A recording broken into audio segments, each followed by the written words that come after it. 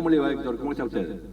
¿Qué tal, Aldo? Bueno, gracias por llamar y te agradezco la aclaración porque yo quiero también que no se confunda mi postura crítica en aspectos que son técnicos con una posición priorística, a priorística política, ¿no? Perfecto. Ahora, yendo al tema que vos planteás, primero aclaremos que nos falta bastante información. Lo único que tenemos es un anuncio genérico y dos cuadros que no dicen mucho acerca de cómo se descomprimirían los pagos, pero honestamente todavía no tenemos información de detalle. Yo hago tres reservas fundamentales con respecto a lo que se haya acordado. Primero, la Argentina estuvo durante 8 meses negociando con los acreedores privados del exterior. Recordemos que esto abarca unos 66.000 millones de dólares en bonos que están en manos de tenedores extranjeros, que en su mayoría son fondos buitre que compraron la deuda argentina durante la crisis Macri, a partir de abril de 2018, la compraron a un 30% de su valor, que era lo que habían caído los bonos argentinos y que se mantienen más o menos en ese nivel, y ahora la reclaman al gobierno actual al 100% de su valor, ¿no? Ese es el negocio de los fondos buitre. Compran bonos basura, bonos que han caído al 30% cuando Macri lleva al país a la cesación de pagos, y luego se lo reclaman contra amenaza de litigar, se lo amenazan al gobierno.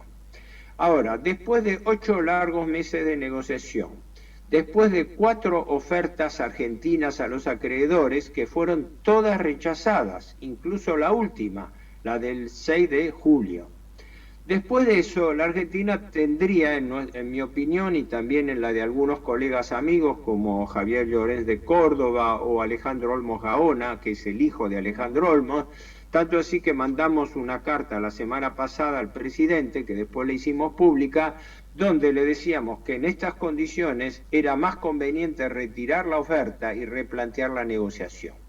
El gobierno ha anunciado exactamente lo contrario, que no, que a último momento llegó a un acuerdo. ¿En qué consiste ese acuerdo? Todavía no lo sabemos en detalle, pero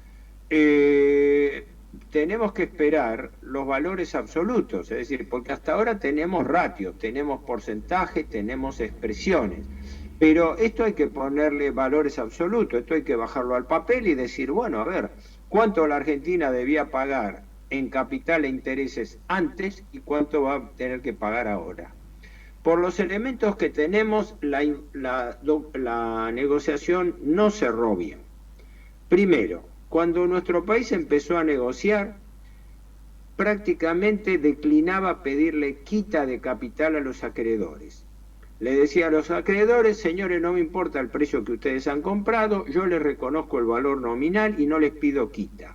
Les pedía originariamente solamente un 5.4% del valor y ahora lo ha reducido a 1.9%. Quiere decir que lo que prácticamente se trata de capital, el país, la Argentina, no pide prácticamente reducción, menos del 2%. Segunda variable financiera, plazo. El país empezó pidiendo no pagar nada durante este gobierno y empezar a pagar a partir de noviembre del año 2023. Una oferta que parecía poco seria, porque si el gobierno termina su mandato en diciembre, ¿cómo está proponiendo empezar a pagar a partir de esa fecha? Es decirle, yo me comprometo a que el futuro gobierno les va a pagar, ¿no? También fue rechazado de plano ese punto por los acreedores. Y en tercer término, nuestro país pedía renegociar la deuda con tasas más bajas de las que está pagando hoy, que son de un piso del 7-8% anual, pedía una tasa promedio del 2,33%, mientras que los acreedores pedían una del 5 al 6%. ¿Qué se ha conseguido en términos concretos después de estas negociaciones?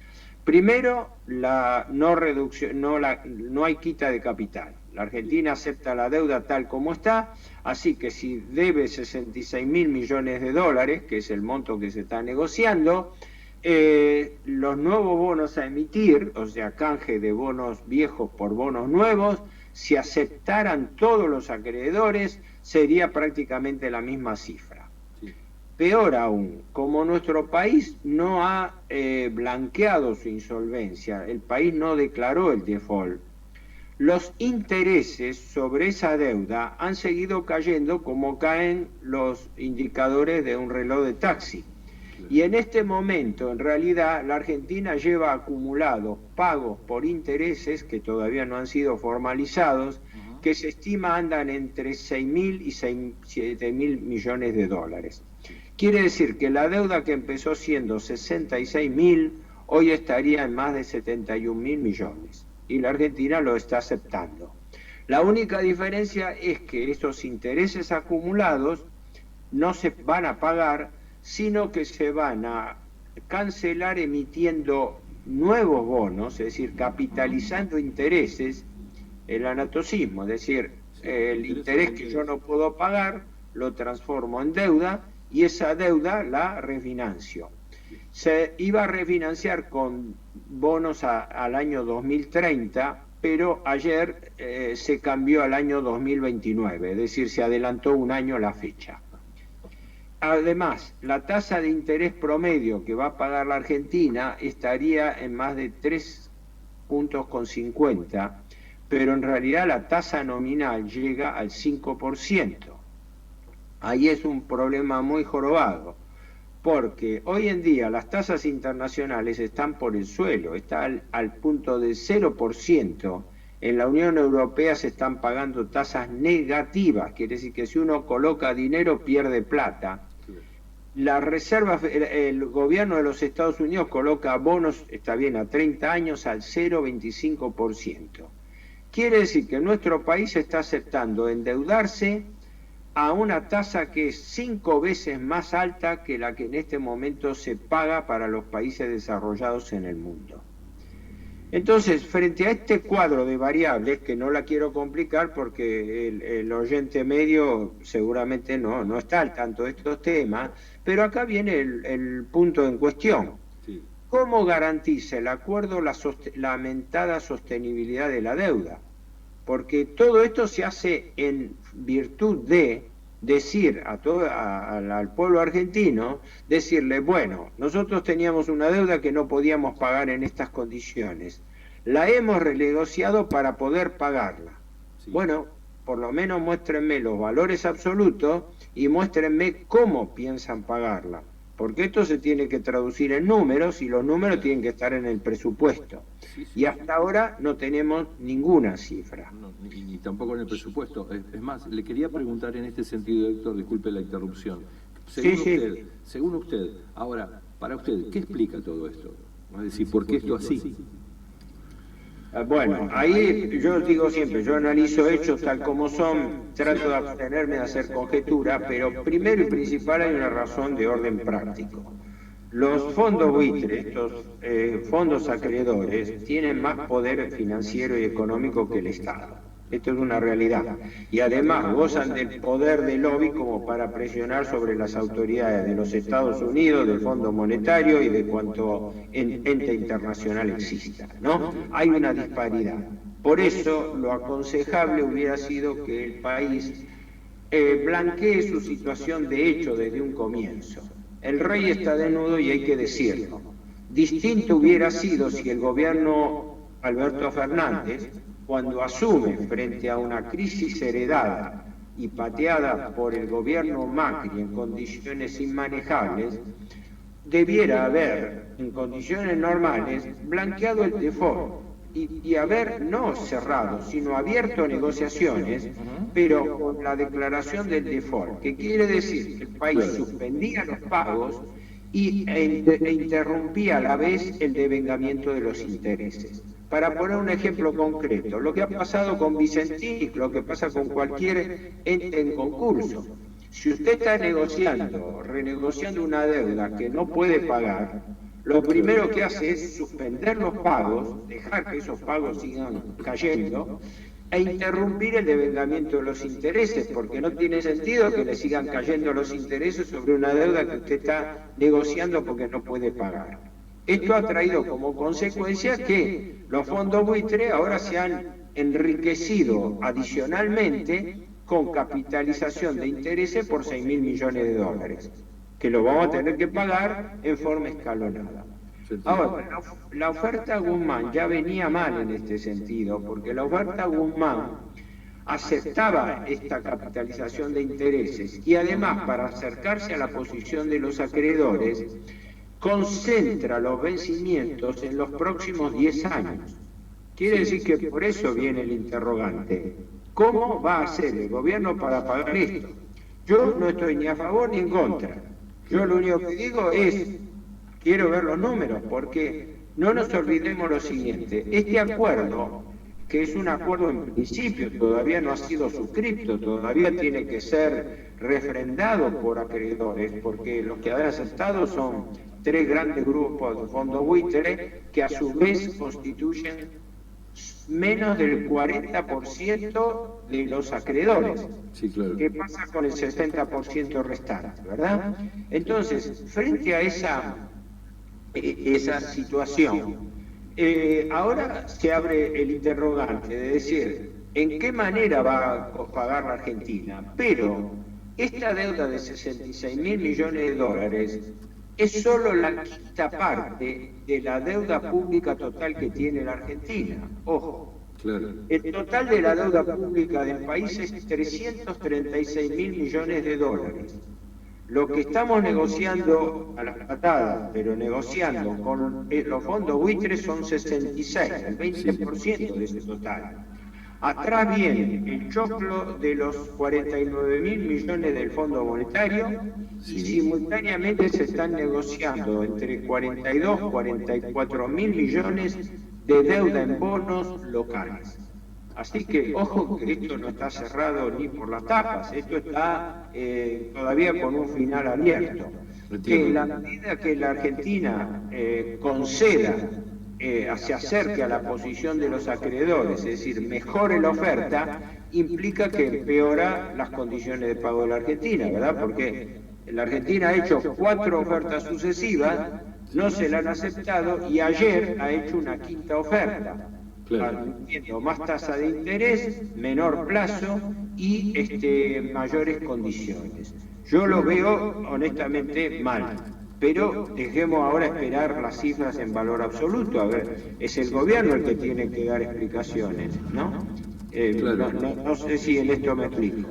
Sí, se explica perfectamente, Héctor. Ahora, las perspectivas en función de lo que usted dice y por lo que se ha visto hasta ahora, uno podría tener cierto grado de optimismo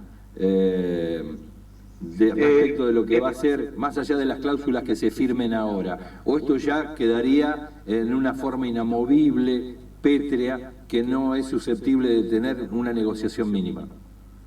Bueno, en ese tren de conjetura lo único que podemos decir es lo siguiente. A ver. Esta oferta para mí no cierra y el gobierno no puede demostrar la sostenibilidad de la deuda. Pero además hay una razón de fondo que es la que explica todo. ¿Qué se logra con este acuerdo de los acreedores si es que todos dan el ok? Porque hasta ahora no tenemos los números de las adhesiones. Sí. El gobierno había dicho implacable que no esperaba más allá del 4 de agosto, ayer, para que los acreedores le den una respuesta. Sí. Los acreedores no le dieron una respuesta y el país extendió hasta el 24 de agosto la espera de la respuesta. Quiere decir que por el momento tenemos todo agarrado con alfileres. Pero ¿cuál es la clave? Supongamos que los acreedores, que son mayoría, dan el ok a la propuesta y consecuentemente la Argentina llega a un acuerdo formal de pago. De acá son 26 años, pero se concentran los vencimientos en los 10 primeros, muy peligrosamente porque los pagos empiezan a correr fuertes a partir del 2024, 2025, hasta el 2028-30, es decir, pasándole el fardo a la próxima administración. Pero aún así, una vez que nos digan que sí, ¿cuál es el próximo paso? El próximo paso y el objetivo de esta negociación es que la Argentina vuelva al mercado internacional de capitales. Entiéndase bien, para que la Argentina vuelva a endeudarse, porque es como decirle a los acreedores, yo me comprometo a hacerle un calendario de pagos a ustedes. ¿Perfecto? Sí, perfecto. Bueno, ahora espérenme que yo voy al mercado internacional a colocar más deuda, porque con esa nueva deuda les voy a empezar a pagar a ustedes. Y ahí viene el interrogante. ¿A qué costo financiero va a poder conseguir la Argentina hoy la deuda que necesita para pagarle a los acreedores con los cuales está cerrando el contrato? Claro. ¿Me explico? Sí, porque esto es una trampa muy pesada, porque quiere decir que esto tiene un final abierto. Los mismos acreedores, los mismos fondos buitres que controlan el mercado internacional, es como decirlo, lo están esperando al país para que el país salga de nuevo a endeudarse para poder pagarle a ellos. Porque la verdad de todo esto es la siguiente, que hace 40 años, esto no es privativo del actual gobierno, todos lo han hecho, ¿no? El país está metido en una trampa de deuda perpetua. Claro. Vive refinanciando hasta el último centavo de capital que le cae, mientras paga intereses. Y con eso cumple la lógica de la usura, porque lo que quiere el prestamista usurero no es que el país, el deudor, le pueda devolver la plata. Se libere, lo que hace es que el deudor no se la pueda devolver, porque la servidumbre financiera es vivir refinanciando capital mientras se pagan intereses. Y esto no solamente no rompe con esa regla, sino al revés, patea para adelante, que es lo que el propio presidente Fernández dice que no quería hacer, que él ha declarado, entre tantas cosas, que no quería ser un gobierno que le traslade el problema a los siguientes, y está haciendo exactamente eso, está aligerando su carga para transmitirla después del 2024. Yo no veo, honestamente, el balance mío preliminar es ese. Cuando el gobierno dé a conocer los números en valor absoluto, volvemos a hablar. Pero perfecto, cómo no. Bien, ¿alguna reflexión de cierre? Tienen 30 segundos en aras de esta preocupación. Bueno, sí, una reflexión de cierre muy improvisada es lo siguiente. La Argentina está frente a un problema financiero, no económico. El país tiene toda la potencialidad económica para crecer, pero la deuda es el principal obstáculo del crecimiento. Y la deuda conlleva el problema financiero del cual no podemos salir, donde acá vivimos en un país donde el negocio financiero es más conveniente que el negocio económico.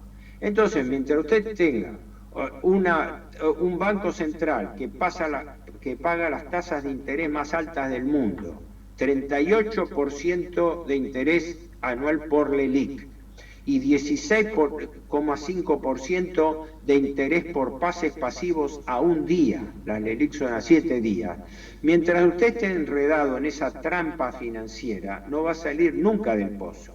Por ende, de alguna manera la Argentina debiera producir alguna situación de hecho, y la situación de hecho no es ninguna acción quijotesca, es blanquear la insolvencia, es decir, no interrumpir las negociaciones, sino replantear los términos de las negociaciones como todo deudor que al no poder pagar declara abiertamente el default de las obligaciones, como hizo Vicentín, y no se acabó el mundo ni quebró la empresa, entrar en una situación concursal donde la Argentina se siente a negociar con los acreedores de acuerdo a su capacidad de repago.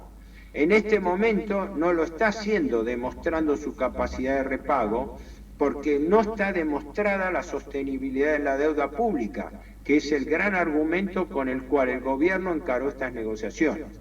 Por ende, la espera mía es cómo el gobierno demuestra en los hechos que esta propuesta es sostenible.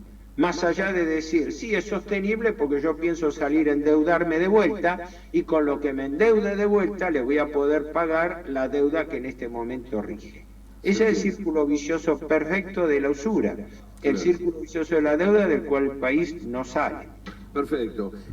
Bueno, Héctor, yo desde ya le quiero agradecer mucho su tiempo, como en otras oportunidades, y decirle, invitarlo en días venideros a poder reflexionar sobre este tema. Esperemos que tengamos algunos otros elementos a la mano como para poder seguir haciendo algún análisis que nos permita aproximarnos un poco más en virtud de que esta información aparezca. Esto que usted nos dice es revelador, de alguna manera nos posiciona frente a una ventana que antes no teníamos, es una postal un poco más colorida y con lo que se ve con más detalles a tener en cuenta de cara a lo que va a ser el mes de agosto. Así que yo le doy las gracias por estar con nosotros, acompañarnos en este capítulo y seguramente lo vamos a estar invitando en 20 días, si le parece.